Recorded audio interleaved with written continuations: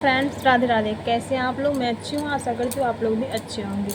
आज मैं जो आपको कहानी बताने जा रही हूँ वो सुन के आपके रोंदे खड़े हो जाएंगे। एक माँ रहती है, उसके पति का हार्ट अटैक आता है तो मृत्यु हो जाता है। उसकी दो बेटी रहती हैं। बड़ी बेटी जूही, जिसका वो एक लड़के से शादी कर दी। अच्छे लड़के रहता है, मतलब ना तो कोई खूब स्मार्ट रहता है ना ही खराब रहता है। उसके बाद छोटी लड़की का भी शादी करता है। छोटी लड़की का हस्बैंड बहुत स्मार्ट रहता है, लेकिन तब भी उसको अपना हस्बैंड पसंद नहीं रहता है। उसका हस्बैंड थोड़ा हकलाता था, लेकिन देखने में बहुत ही खूबसूरत था और घर परिवार भी बहुत अच्छा था।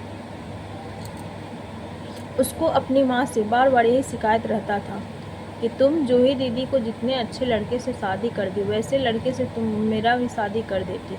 उसको जूही का हस्बैंड बहुत पसंद था। ये सब चीज़ बोलते रहती थी। उसके पति का कपड़ा, हर एक चीज़ पे वो रोक टोक लगाती थी। अच्छे कपड़े नहीं पहनते हुए सब चीज़, लेकिन वो हर एक चीज़ अच्छा करता था, लेकिन तभी इसे पसंद नहीं था। एक दिन उसकी बहन उसके घर घूमने आती है। वो अपने हस्बैंड को बोल के रखती है कि मेरी दीदी आने वाली है, तुम अच्छे ढंग का कपड़ा पहन लिया करना, कि मैं अपना घर का ढंग से कर देता हूँ। कि उसके बाद उसके बहन आते हैं, जूही आती है तो बोलती है कि शिल्पा, तुम इतनी सजा कर रखी हो। हाँ, मैं अपने घर को ऐसे करके रखी हूँ। अपने बहन जीजा को देखते ही बोलती है, क्या कितनी स्मार्ट है, काश मेरे पति ये होता।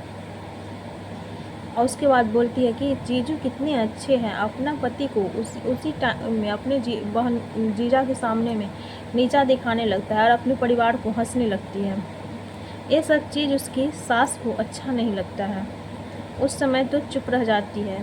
फिर जब सब चला जाता है, उसके बाद फिर वो अपनी सास को हर एक चीज़ में रोक टोक करती है। उसकी सास बोलती है, तुम बहुत बढ़ती जा रही हो, और उसकी सास उसे एक चमेट लगा देती है। उसके बाद वो अपनी सास पे भी हाथ उठा देती है। बोलती है, दोबारा मुझे मारना मत, नहीं तो अभी मैं हाथ उठाई हूँ, पक्का मारूंगी।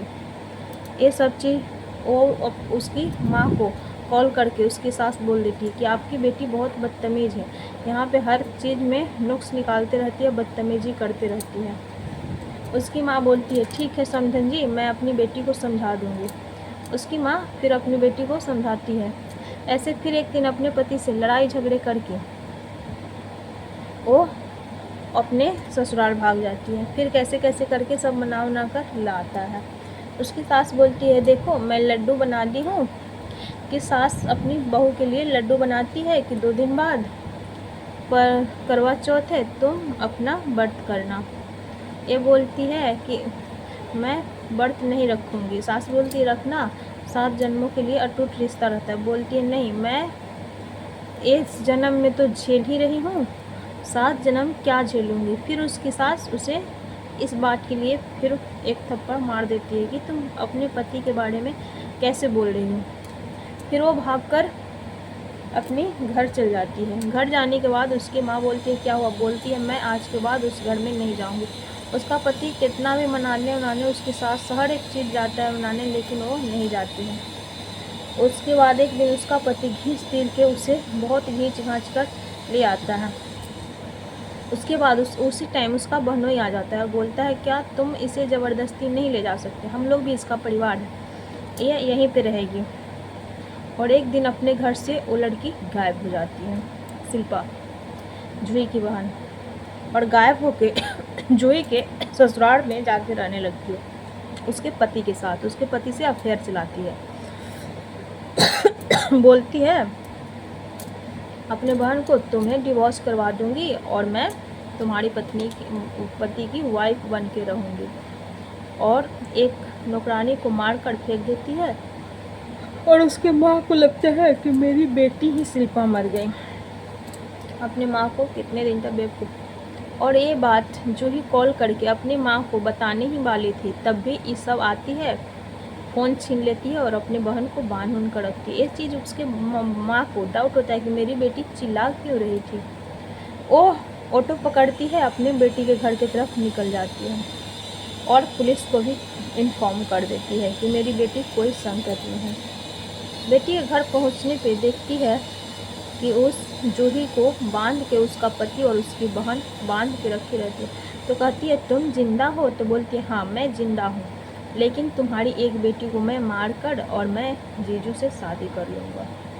बोलती है तुम कितनी घटिया और गिरी हुई हो कि तुम अपनी बहन से शादी करोगी। उतना ही में पुलिस आ जाता है और पुलिस उसके जीजा और शिल्पा को गिरफ्तार कर लेती है और दोनों को जेल में लेकर चली जाती है। और उस टाइम शिल्पा, जूही और जूही की माँ फिर वो अपने घर चले जाते हैं और ये सब लोग अच्छे से रहने लगते हैं और उन दोनों को सज़ा हो जाती है। तो लोग अपने ही घर बर्बाद करने में सेकेंड नहीं चूकता कि लोग इतने गिरे हुए हरकत कर सकते। तो इन चीज़ों से आप लोग भी सतर्क रहे। इसी तरह की घटना मैं आगे भी बताती रहूँगी। आप लोग मेरे चैनल पर नए होंगे तो प्लीज़ मेरे चैनल को लाइक और सब्सक्राइब जरूर कर दीजिएगा। आगे भी मैं वीडियो बनाती रहूँगी।